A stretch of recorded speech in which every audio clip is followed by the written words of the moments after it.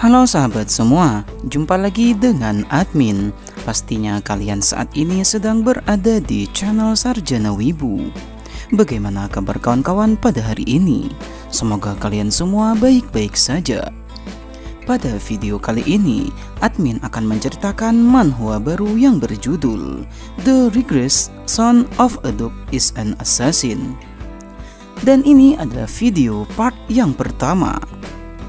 Sebelum kita masuki alur ceritanya, admin terlebih dahulu memohon dukungan dari kalian semua dengan menekan tombol subscribe bagi kalian yang belum subscribe channel ini, agar admin lebih rajin lagi bikin videonya. Baiklah, tanpa berlama-lama lagi, langsung saja mari kita masuki alur ceritanya.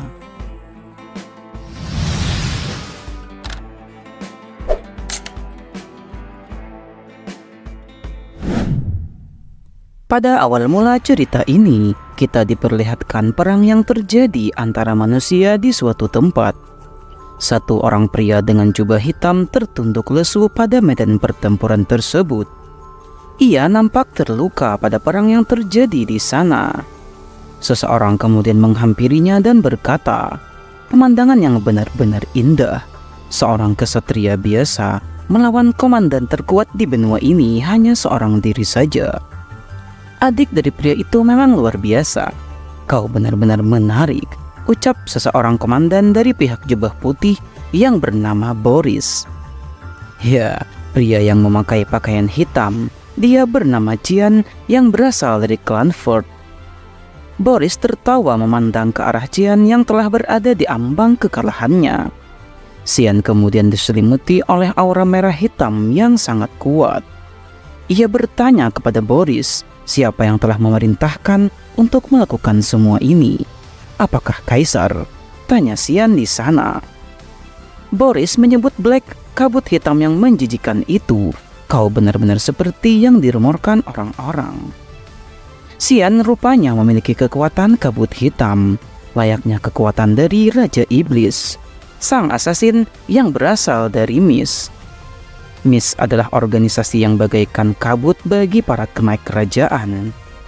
Boris harus menyingkirkan makhluk yang telah berada dalam kesesatan tersebut. Namun Cian terus saja melawannya. "Coba saja kalau kau bisa.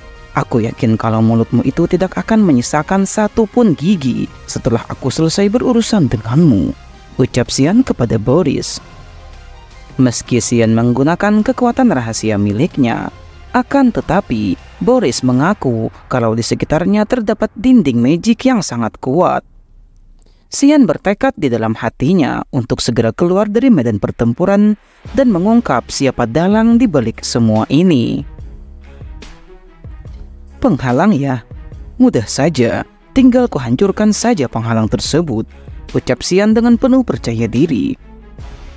Tiba-tiba, seseorang dengan pakaian kesatria muncul di sana dan memerintahkan agar Cian untuk berhenti. Cian yang melihat kepada orang tersebut kemudian langsung terdiam, dan aura kegelapan miliknya perlahan mulai menghilang. Cian teringat kembali akan pesan sang ayah. "Hiduplah demi klan. Saudaramu Ascel adalah pewaris klan kita. Kesuksesan Ascelford adalah kesuksesan Cianford." Itulah pesan dari sang ayah. Namun rupanya pertempuran yang terjadi antara kekaisaran melawan keluarga dari Ford hingga seperti ini adalah ulah dari saudaranya sendiri, yaitu Ascelford. Seketika itu juga Cian langsung tertunduk lesu frustasi. "Sepertinya kedatanganku membuatmu menjadi bingung," ucap Ascel. Bagaimana tidak, siapa sangka saudaranya yang akan mewarisi keluarga Dogford adalah dalang dari pertarungan yang ingin menyingkirkan Cianford di sana. Cian kemudian bertanya, apa maksudnya ini? Ascel memujinya karena telah bekerja dengan baik demi klan, demi rakyat, dan demi saudaranya. "Itulah sebabnya aku ingin menyingkirkanmu, karena aku ingin menghilangkan beban yang kau terima tersebut." Mendengar perkataan dari sang kakak membuatnya menjadi terkejut. Cian tidak mengerti sama sekali. Dia pun bertanya apakah dirinya telah membuat kesalahan selama ini. Aschel menyebut kalau kekuatan kabut hitam yang ada pada diri Xian itu bisa saja menjadi ancaman yang melebihi daripada pembunuhan. Aschel menyebut Xian adalah pembunuh yang telah membohongi mereka sejak lama. Sungguh perkataan dari Aschel sama sekali tidak diketahui oleh Xian. Dia pun menunjukkan amarahnya kepada Aschel. Pertarungan sukses di Kekaisaran, bertarung melawan pasukan Demon King yang menyerang. Perang untuk menyatukan benua ini.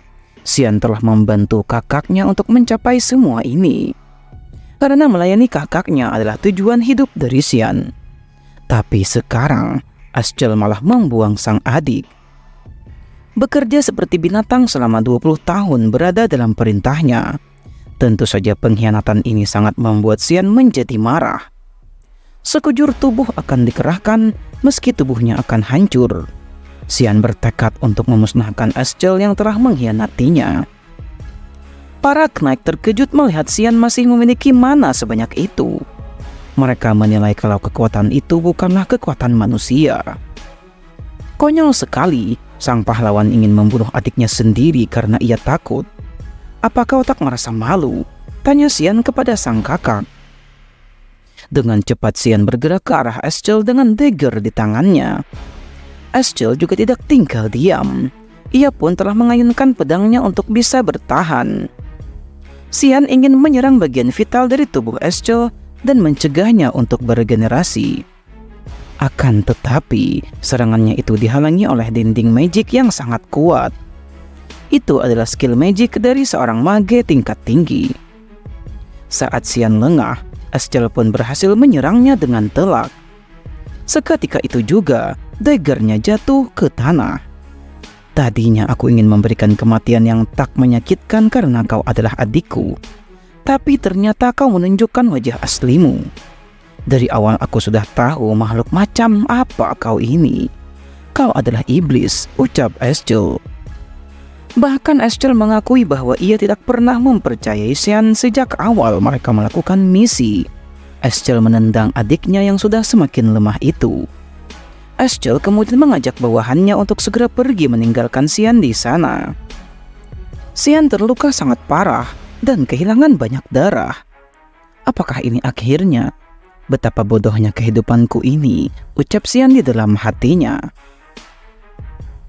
Tanpa disangka-sangka, rupanya Xian masih bisa bangkit dan bergerak dengan cepat ke arah Aschel. Saat dagger assassin itu sudah hampir mengenai leher Aschel, tiba-tiba kekuatan yang sangat besar muncul. Aschel berhasil lebih dulu menebas adiknya hingga Xian pun telah tewas. Saat Xian tidak sadarkan diri lagi, ia kemudian mendengar suara yang memanggil namanya. Dia pun terbangun dan berkeringat dingin seakan-akan baru bangun dari tidurnya. Pelayan wanita membangunkan Xian dan memintanya untuk segera bersiap-siap. Xian bertanya kenapa wanita yang bernama Emily itu ada di dekatnya. Sudah hampir 20 tahun Xian tidak pernah melihatnya. Namun kenapa Emily muncul lagi? Dan tempat itu dia mengingatnya. Ini adalah kamar Xian saat anak-anak. Dia pun baru menyadari kalau tubuhnya kini juga menjadi anak-anak lagi. Emily meminta agar Tuan Muda untuk tidak mengulur-ulur waktu, karena hari ini ada latihan untuk Tuan Muda. Xian pun bingung dan bertanya, latihan apakah yang dimaksud olehnya? Beberapa saat kemudian, Sins kemudian berpindah memperlihatkan wilayah keluarga dari Clanford.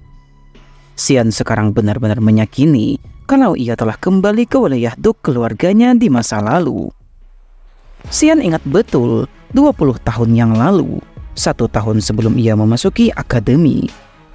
Pada setiap tahun, keluarga Ford mengadakan sesi latihan duel.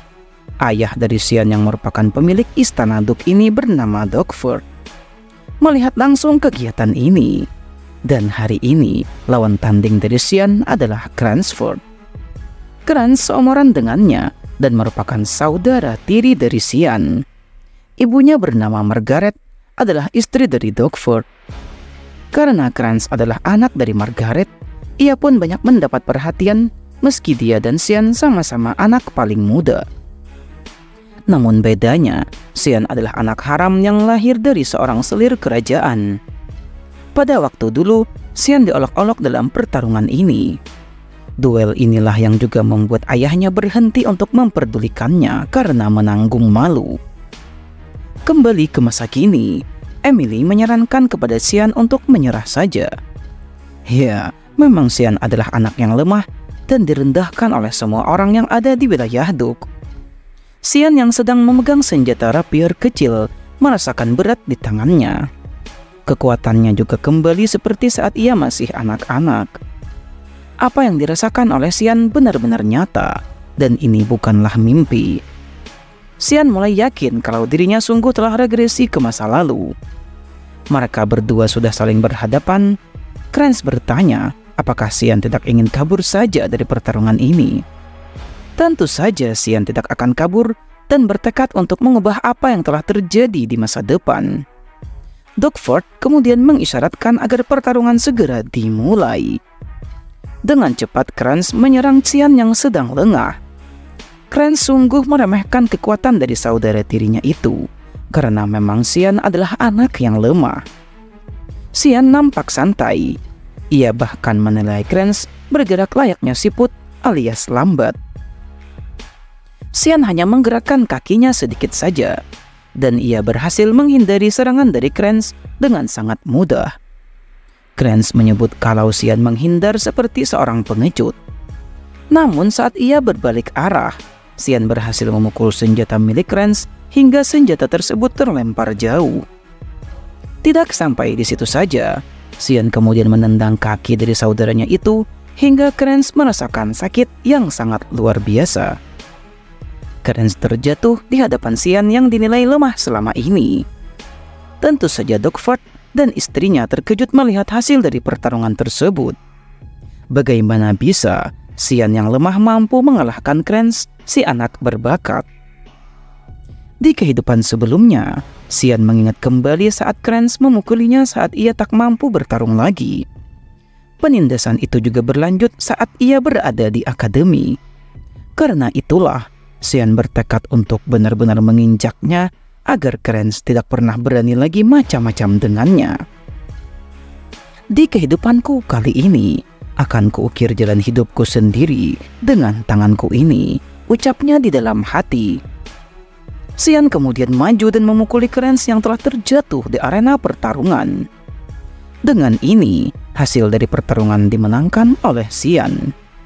Dogford kemudian mengundang Xian untuk datang ke tempatnya setelah kemenangan pada pertarungan tadi. Tidak hanya itu, Dog juga mengutus pengawal kelas atas untuk membawanya ke istana.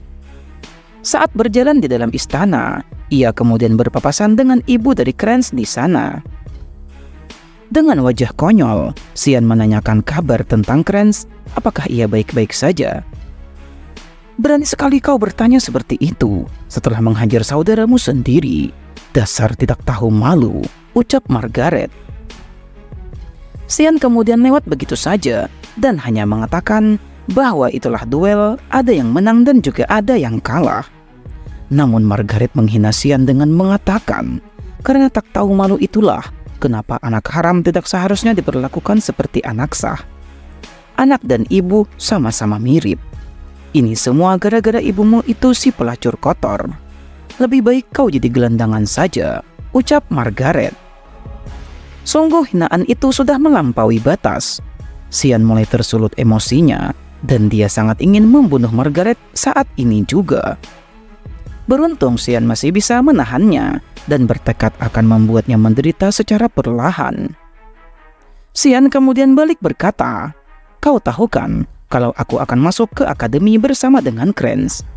Anda pasti menginginkan anakmu lolos dengan anggota tubuh yang masih utuh.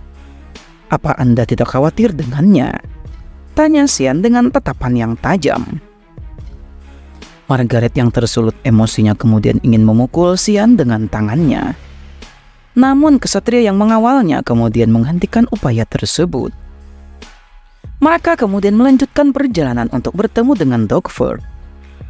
Sungguh Xian tidak menyangka ada Knight yang mau melindunginya hingga harus menentang istri dari Dogford. Singkat cerita, Xian sudah berada di ruangan Dogford di sana. Xian menyapa Dog dengan penuh rasa hormat. Dia adalah ayahnya yang bernama Duke Willius Ford, penguasa Phileas, bagian barat Kekaisaran Usif. Dunia memanggilnya dengan sebutan Guardian of the Continent, sang pahlawan yang telah menghentikan invasi para demon dalam waktu yang lama. Dengan bantuan dari kekuatan magicnya yang luar biasa, pria itu memikul tanggung jawab tanpa ada yang memaksa, sampai akhirnya ia mati dalam pertarungan melawan para pasukan dari Demon King. Doc bertanya, saat pertarungan kemarin, mata dari Xian mengikuti gerakan pedang itu, lalu kemudian menghindarinya. Pada saat Krenz melaju ke arahmu, kau menatap lurus ke arah jalur pedang yang mengayun, dan membelokkan tubuhnya sehingga bisa menghindar. Kapankah kau belajar cara menggunakan pedang seperti itu? Tanya Doc Ford.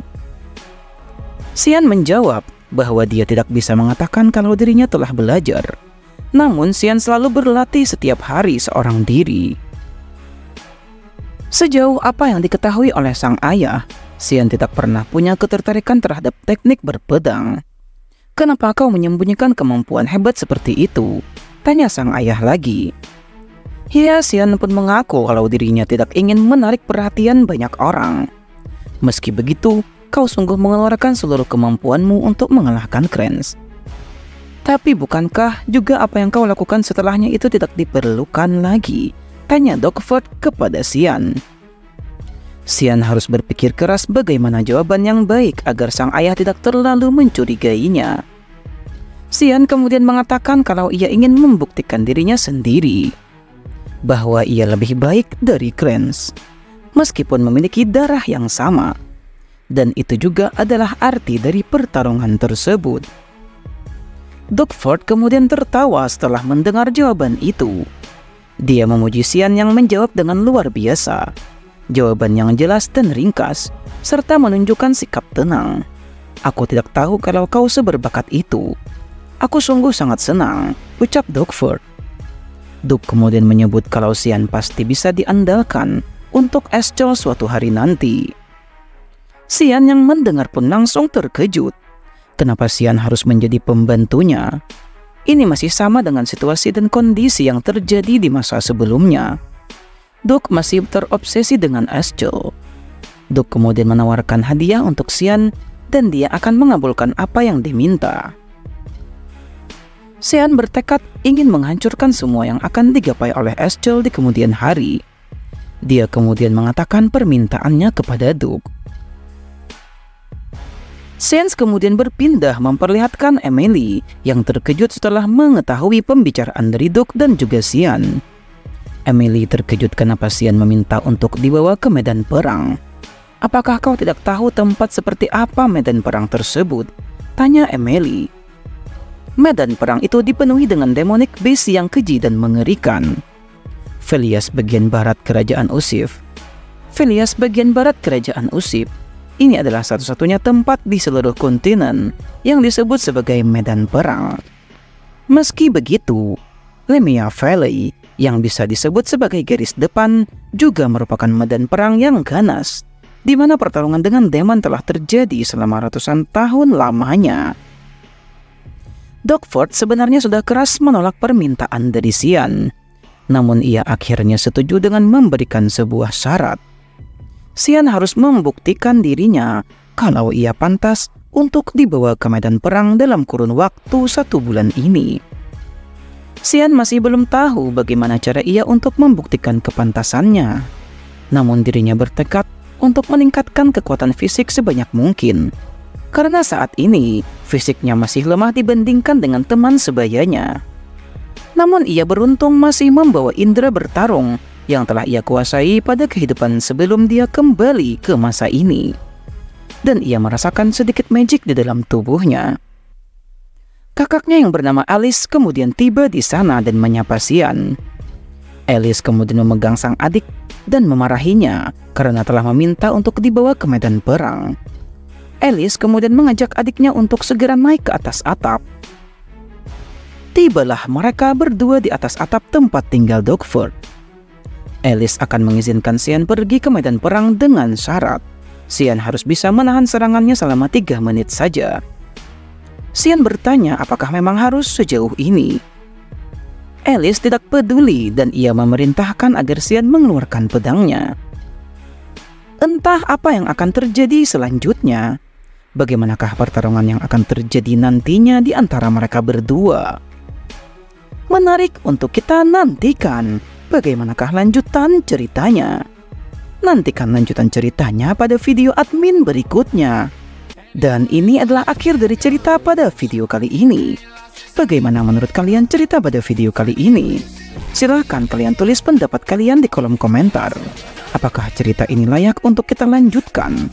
Atau kita skip saja alur cerita ini? Jangan lupa untuk selalu mendukung channel ini dengan menekan tombol subscribe.